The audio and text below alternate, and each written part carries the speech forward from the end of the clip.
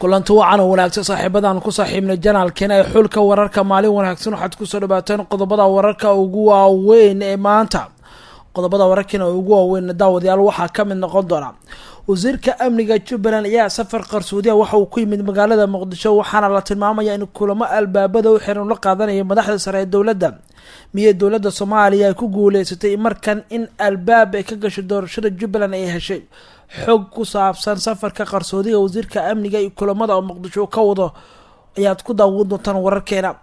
qodobada kale waxaa ku jira qayb ka muxuu ku soo dhamaaday kulankii Ra'iisul Wasaare iyo xildhibaanada ka soo jeeda beesha degmada Cadaado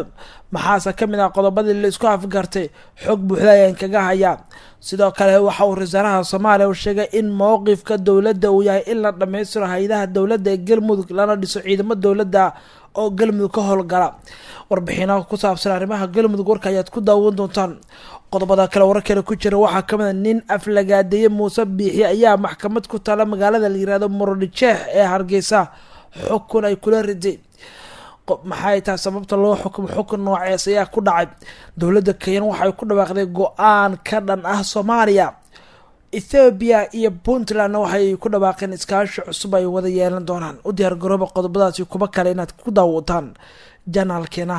daawada haddaad ku cusub tahay janaalkeena aad daawanayso subscribe dheh qaybta hoose commentigana mar walba nagula wadaag aragtidaada. waxaa soo kormarayaa wararka la xiriira wasiirka amniga Jubbaland oo safar qarsoodi ah kusoo gaaray magaalada Muqdisho. wasiirka amniga Jubbaland ayaa safar aan hore loo sii shaacin oo qarsoodi ah ayaa waxa uu ku yimid magaalada caasimadda Muqdisho. wasiirka amniga ee maamulkaasi Jubbaland Cabdirashiid Xasan Cabdirashiid Janan ayaa shalay gelinkii dambe socdaal qarsoodi ah ku yimid magaalada Muqdisho iyadoo garoonka diyaaradaha Muqdisho uu kusoo dhameeyay wasiir dowlaha wasaaradda gaadiidka iyo wasiir ku-xigeenka dhanka amniga. Cabdirashiid Janan ayaa ka mid ahaa wasiiradii aadka ugu dhawaa madaxweynaha Jubbaland ee Axmed Madoobe oo dhawaan kusoo foolay doorasho la filayo in uu ka dhacdo magaalada Kismaayo. waxaana socdaalka ku yimid magaalada Muqdisho wasiirka amniga Jubbaland ay ka soo baxeen warar kala duwan. wasiir Cabdirashiid Janan ayaa la dejiyay xarunta NISA waxaana wararku ay sheegayaan in dowladda federaalka Soomaaliya ay kala hadli doonto arrimaha doorashooyinka Jubbaland. dowladda federaalka ayaana doonaysa in albaab ay ka gasho doorashada Jubbaland markan ay hesho. dowladda federaalka ayaa muddo waxay qorsheynaysay inay sameyso saameyn ku yeelato doorashada Jubbaland iyada oo u gashay dadaal kasta oo gaar u ah dadaal kasta ay ku galayso doorashada Jubbaland si door ay kaga yeelan lahayd. heerka dadaalka dowladda ee wada ayaa waxa uu gaaray xitaa in dalalka dariska la Soomaaliya ay ka kaashato hasaatee ay ku fashilantay xukuumadda hadda jirta in xiriir ay la yeelato Axmed Madoobe ayaa ah madaxweynaha Jubbaland markan waxa uu wajahayaa doorasho culeyskeeda wadato dhinacyo fara badan ay kaga imaanayaan. wasiirka amniga Jubbaland ayaa ah shakhsi saameyn weyn ku leh awoodda gobolada Jubbaland sida gobolkaasi Gado iyo qaybo ka mid ah Jubbada Hoose. waxaana la tilmaamayaa in ciidamo badan oo si ka marqaata ay ku sugan yihiin magaalada la yiraahdo waa gobolkaasi Gado magaalooyinka ugu badan taasoo haddii dowladda Soomaaliya shakhsiyan ay heshiis la gasho culays saameyn xoogan bay ku yeelan karto madaxweynaha Jubbaland Axmed Maxamed Islaam Axmed Madoobe. warbixinadeena kale wararkeena ku jiraan daawadayaal waxaa ka mid ah xog buuxda ayaan kaga haya waxa uu ku soo ilaaday kulankii dhex maray Ra'iisul Wasaaraha Kheyre iyo xildhibaanada ka soo jeeda magaalada Cadaado. xalay kulan aan loo kala kicin ayuu Ra'iisul Wasaare Kheyre iyo waliba xildhibaanada Cadaado ka soo jeeda ay wada qaateen. Ra'iisul Wasaaraha Soomaaliya Xasan Cali Kheyre ayaa xalay kulan la qaatay xildhibaano iyo mas'uuliyiin ka soo jeeda degmada Cadaado iyadoo kulankan uu ahaa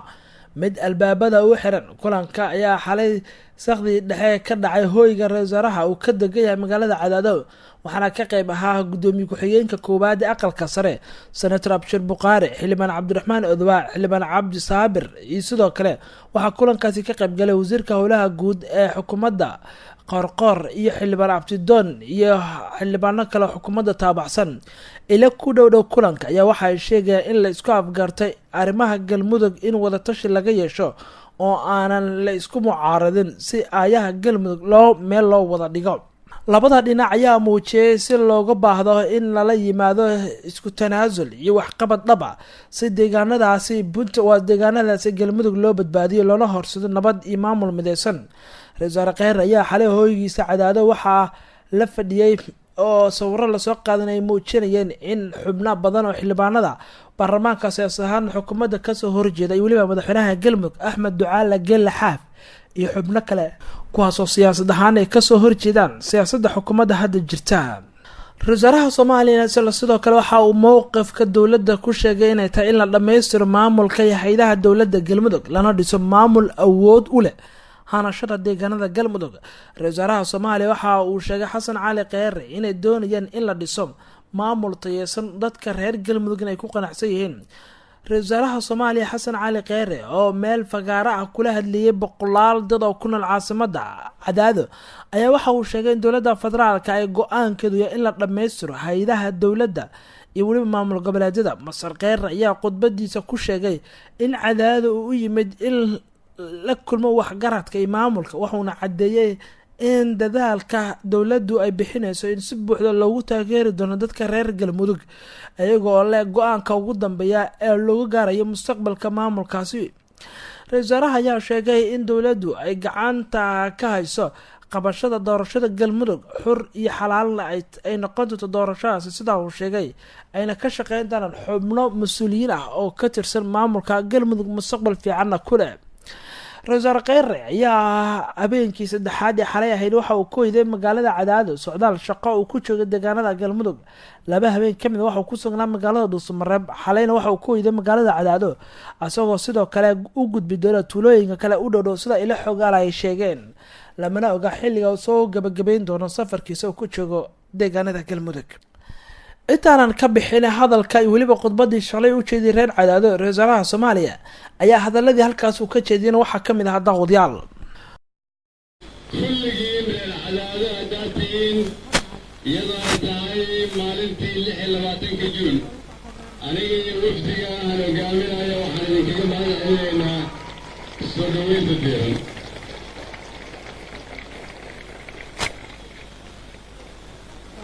waxaa lay baray murti hadda ka hor tiri reer Cadaado taariikhda tagta waxay u leeyihiin inay tala ku nool yihiin.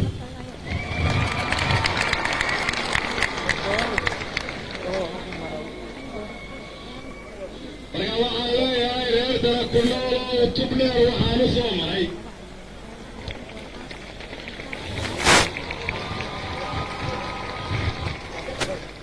inaan tashano kownaha wada tashano labanaha isla talino saddexnaha tawfiiq gaarna afarnaha isku tashano kaleen shannaha.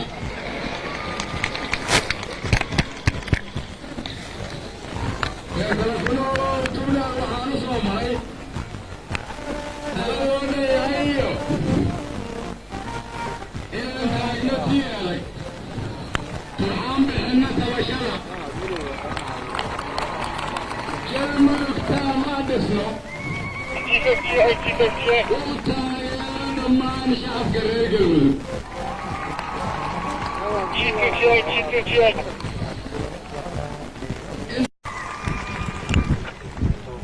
waxaan u nimid inaan sii xoojinno aasaaskii aad dhigteen,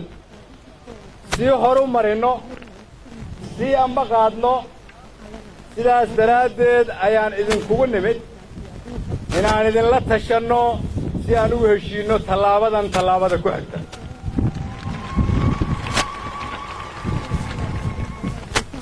mowqifka dawladda federaalka ee ku aadan galmudug waxa uu yahay sida madaxweyne xaaf uu sheegay marar badan in la dhammaystiro dhammaan hay-adaha dawliga ah ee dowlad goboleedka galmudug,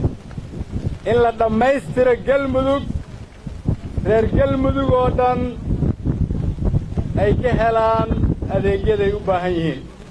laakiin si loo dhammaystiro ma ahan dawladda federaalka cidda dhammaystiraysa, waa reer galmudug, waa idinka. annagu idinkaan idinla shaqaynaynaa, ma aha inaad idinku annaga nala shaqaynaysaan. sababtoo ah galmudug waa idinka, ma ahan annaga. sidaas daraaddeed waxaan leeyahay halkan waxaan u nimid sidii aan u tagnay dhuusamareeb oo kale inaan la fariisanno waxgaradka maamulka odayaasha iyo dhammaan qaybaha kala duwan ee bulshada sababtoo ah wax walba waan ku kala duwanaan karnaa waa la kala aragti duwanaan karaa laakiin kuma kala qaybsanaan karno rabitaanka iyo jacaylka aan kulligeen u qabno inaan dhidibada u taagno galmudug waarta dadka reer galmudugna u adeeg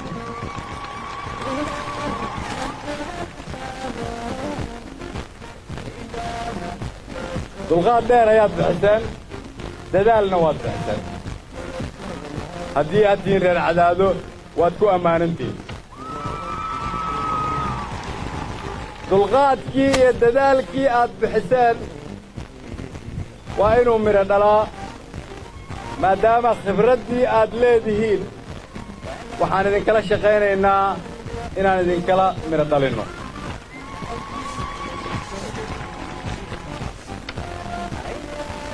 waa idinka og soomaalidu inay ku maamaado roob inta uu da'ayo ayaa la doogtaa dhammaan dadka reer galmudug waxay u soo diyaargaroobeen in haddii wax khilaafa uu ka dhex jiray galmudug la xalliyo la isu keeno ummadda laga wada hadlo la sameeyo nidaam shaqaynaya oo ay reer galmudug u dhan yihiin cidina aanay cidka kursi ku samaynin oo dadka reer galmudug iyagu ay go'aanka iska leeyihiin waxaan u mahad celinayaa madaxweyne xaaf oo ku bixiyey xoog iyo wakhti iyo maskax